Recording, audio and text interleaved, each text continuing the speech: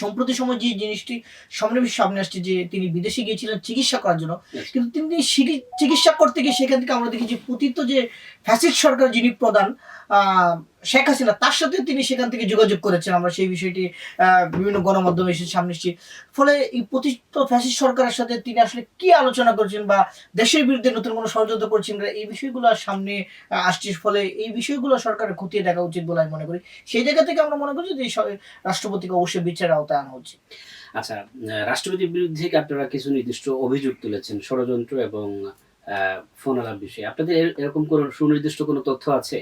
না, দেখেন, সুনির্দিষ্ট তথ্য তো আমরা তো রাজনীতি করি, আমাদের কাছে তো আমরা তো এজেন্সির লোক না, বা আমাদের কাছে সেরকম এভিডেন্স থাকার সুযোগ আসলে নাই ওতে। কিন্তু তিনি যে কাজটা করেছেন, একটা পতিত ফ্যাসিস্ট সরকার যিনি ছাত্র জনতার অভ্যুত্থানের মুখে তিনি দেশ ছেড়ে পালিয়ে গেছেন, ফলে তার তো বাংলাদেশের রাজনীতিতে তিনি অপ্রাসঙ্গিক এবং তার রাজনীতি যে দল সেটা নিষিদ্ধ আছে।